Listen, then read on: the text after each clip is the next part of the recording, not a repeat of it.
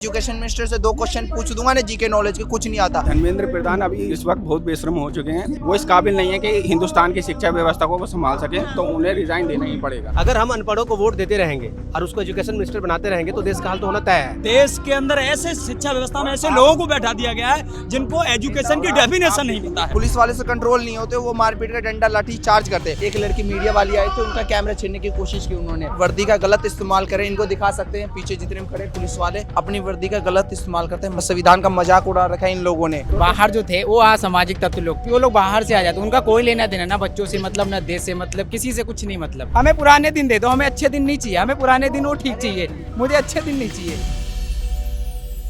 अभी कुछ समय पहले एक खबर आई है कि री-नीट एग्जाम से पहले ही हैदराबाद की एक छात्रा ने एग्जाम से पहले ही सुसाइड कर लिया है और लगातार यहाँ पर प्रोटेस्ट चल रहा है। उस प्रोटेस्ट में लगातार अभिजीत और उनके जो साथी हैं, जो समर्थक हैं, प्रोटेस्टर्स हैं, वो लगातार इसी बात को रिपीट कर रहे हैं कि आखिर धर्मेंद्र प्रधान का इस्तीफा क्यों नहीं करवाया जा रहा है जब लगातार बच्चे अपनी जान दे रहे हैं। हमारे साथ कुछ लोग मौजूद हैं, इनसे बात करेंगे। भैया क्या नाम है आपका? रिफाकत अली। आपके पास 2 पोस्टर्स हैं, क्या कहते हैं ये पोस्टर्स और क्यों आप ये लेकर के आए हैं? देखिए, धर्मेंद्र प्रधान अभी इस वक्त बहुत बेशर्म हो चुके हैं। इतनी परेशानी के बावजूद, कुछ लोग मरने के बावजूद भी रेजिग्नेशन का नाम नहीं ले रहे हैं। वो इस काबिल नहीं है कि हिंदुस्तान की शिक्षा व्यवस्था को वो संभाल सके, तो उन्हें रिजाइन देना ही पड़ेगा। और मेरे ख्याल से हिंदुस्तान की शिक्षा को जानबूझकर भी बर्बाद किया जाता है ताकि ये नेताओं का वोट बैंक बन सके। अगर थोड़ा बहुत पढ़ लिख लेंगे तो वो सरकार से सवाल करेंगे, जैसे यहाँ के लोग कर रहे हैं। तो वो चाहते नहीं है कि सरकार से सवाल किया जाए, सरकार से जवाबदेही ली जाए। वो बस अपने लिए एक नंबर्स चाहते हैं जो उनका वोट बैंक का काम करे।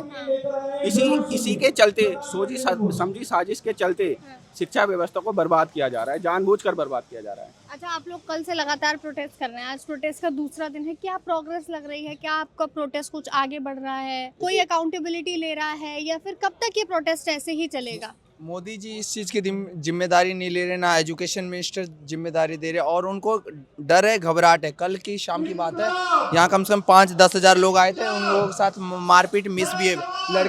एक लड़की मीडिया वाली आई थी, उनका कैमरा छीनने की कोशिश की उन्होंने।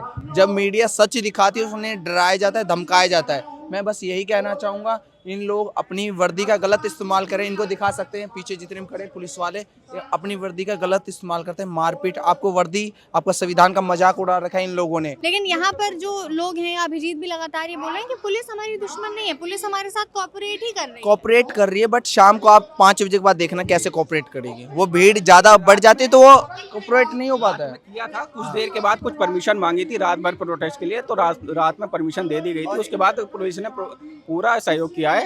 और लेकिन अब यहाँ पे देखोगे आप, सपोर्ट करते नजर भी आ रहे हैं। लेकिन मुद्दा ये मॉर्निंग का टाइम है, क्राउड बढ़ रहा है। शाम को जैसे क्राउड ज्यादा हो जाएगा तो पुलिस वाले से कंट्रोल नहीं होते, वो मारपीट का डंडा लाठी चार्ज करते। और रात को लाइट, खाना पीना सब बंद कर दिया गया। हुआ है, सच बताइएगा। बाहर हुआ है, मैं आपको नहीं, इस तरफ कुछ नहीं हुआ। हाँ, कुछ देर के लिए लाइट नहीं थी, व्यवस्था नहीं थी। मैं झूठ बोल रहा हूँ, ये लोग झूठ थोड़ी बोल रहे हैं। लाठी चार्ज झूठ सही की बात नहीं, मतलब मैं वैसे बात कर रही हूँ, अगर हुआ है तो बताइए। हुआ है, लाठी चार्ज हुआ है। ये लोग डरा रहे, धमका, अपनी वर्दी का मिसबिहेव कर रहे हैं। और बाहर अगर किसी ने थोड़ा बहुत कुछ किया होगा तो किया होगा, अंदर किसी ने कुछ नहीं। प्रोटेस्ट साइड में कुछ नहीं। मैं बता रहा हूँ, बाहर जो थे वो असामाजिक तत्व लोग थे, का तो काम ही है इस यूथ की आवाज को दबाना, क्योंकि वो लोग बाहर से आ जाते, उनका कोई लेना देना ना बच्चों से मतलब, ना देश से मतलब, किसी से कुछ नहीं मतलब। मैं नाम लेना नहीं चाहता, नहीं तो उनको बुरा लग जाएगा। मैं इसीलिए आज आया था क्योंकि मैं उनको ढूंढने के लिए आया था। प्रोटेस्ट को लेकर के तमाम चीजें निकल के आ रही है। एक तरफ ये जो प्रोटेस्ट है, ये री-नीट को लेकर के, और जिस तरीके से परीक्षाएं जो हैं होती हैं, पेपर लीक हो जाते हैं, उसको लेकर के है। लेकिन फिर भी इसको लगातार इस तरीके से परसेप्शन इसका बनाया जा रहा है कि किसी और चीज को लेकर के हो रहा है। बहुत सारे ये भी आए कि उमर खालिद का समर्थन कर रहे हैं। ये बात को गुमराह कर रहे हैं, लोगों को पागल बना रहे हैं, संविधान का मजाक बना रहे हैं। दजिया, इनको एजुकेशन का ही नहीं पता। एजुकेशन मिनिस्टर से 2 क्वेश्चन पूछ दूंगा ना जीके नॉलेज के, कुछ नहीं आता।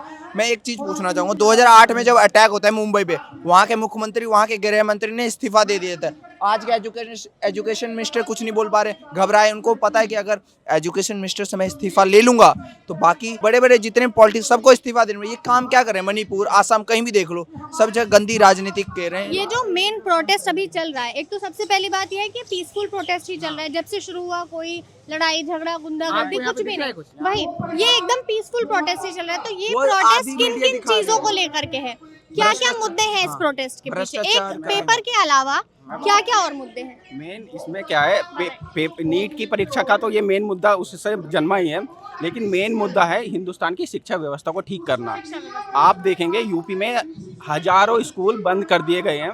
अब उन स्कूल को बंद करने के बाद वहाँ के जो भी गरीब तबका है, जो भी मजदूर तबका है, उनके बच्चे प्राइवेट स्कूल में नहीं पढ़ सकते हैं। अगर वो नहीं पढ़ेंगे तो फिर वो अनपढ़ रहेंगे तो जैसे नेता अपने बयानों से उनको बरगला के जिस भी तरह से उनको ले जाना चाहे, जिस मोड़ पे ले जाना चाहे वो ले जा सकते हैं। जी, जैसे एक पुलिस बनता है, कोई टीचर बनता है, उसके लिए पढ़ाई करने 15-17 साल अपना टाइम देता है। सोचिए देश का मिनिस्टर, एजुकेशन मिनिस्टर, मतलब उसको कितना पढ़ा लिखा होना चाहिए।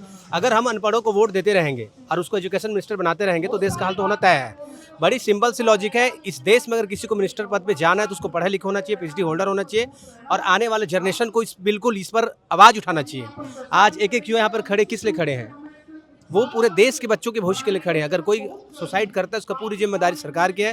धर्मेंद्र प्रधान को इस्तीफा देनी चाहिए। ये प्रोटेस्ट अच्छा कल से चल रहा है, 8 और जगहों पर ये प्रोटेस्ट किया जा चुका है, तो क्या लगता है इसकी अकाउंटेबिलिटी क्यों नहीं ली जा रही है और ये प्रोटेस्ट कब तक चलता रहेगा? यूं अकाउंटेबिलिटी इसलिए नहीं ली जा रही, जो लोग जिम्मेदार हैं उनको ये बता दिया गया है कि ये जो जनता है, जो देश की 150 करोड़ जनता है, ये जमीन पर रेंगने वाले कीड़े हैं सरकार की नज़र में। सरकार को ये पता होता है कि ये वही लोग हैं जिनके वोट से हम सत्ता में आए हैं। उनको लगता नहीं, उनको ये लगता नहीं कि इन्हीं के वोट से सरकार बनी है। जब प्रधानमंत्री जी विकसित भारत की बात करते हैं तो विकसित भारत का रास्ता हमारे देश के नौजवान और शिक्षा व्यवस्था और गाँव के किसान से होकर के गुजरता है। जब किसान दुखी होगा, देश की शिक्षा व्यवस्था चरमराई होगी तो हमारा देश राष्ट्र विकसित कैसे बन सकता है?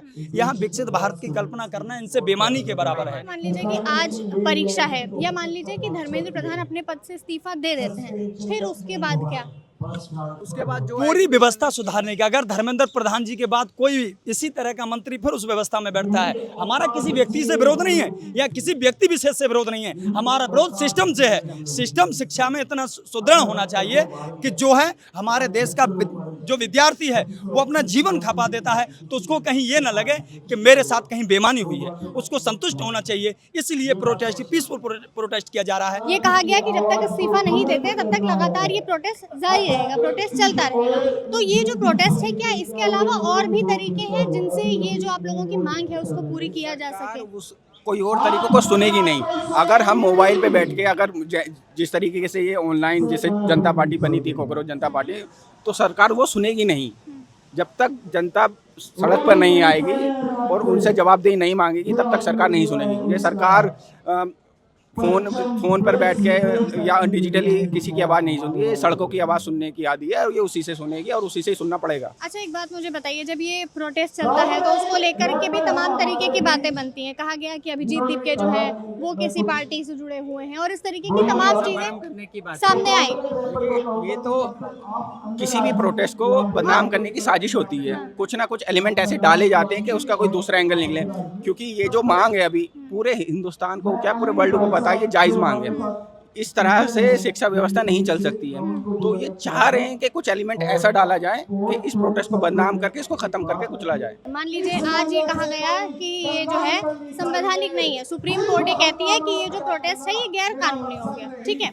अभी दिल्ली पुलिस ने कुछ समय पहले इसको अनाउंस किया, इसके बाद अगर दिल्ली पुलिस कोई एक्शन लेती है तब क्या रुख होगा? दोबारा परमिशन लेगी, दोबारा परमिशन लेंगे, दोबारा प्रोटेस्ट करेंगे। यहाँ नहीं मिले परमिशन मिलेगी कहीं और करेंगे, प्रोटेस्ट तो जारी रहेगा। पीसफुल प्रोटेस्ट संविधान का एक मौलिक अधिकार है और उसको न सुप्रीम कोर्ट मना कर सकता है, न देश का प्रशासन, न शासन। ये हमारा मौलिक अधिकार है। यहाँ पर लोगों को आक्रोश, गुस्सा इस वजह से है क्योंकि लगातार जो एजुकेशन मिनिस्टर है वो कोई अकाउंटेबिलिटी नहीं ले रहे हैं। मेन यहाँ पर इस प्रोटेस्ट का जो मुद्दा है वो ये है शिक्षा कि एजुकेशन बेहतर होनी चाहिए। हमारे देश में अकाउंटेबिलिटी लेनी चाहिए अगर कुछ शिक्षा को लेकर के गलत होता है। बाकी हम ग्राउंड पर बने रहेंगे, आपको यहाँ से खबरें पहुँचाते रहेंगे। देखते रहिए खबर गाँव। मैं हूँ आपके साथ तनुश्री त्रिवेदी। इसी के साथ धन्यवाद।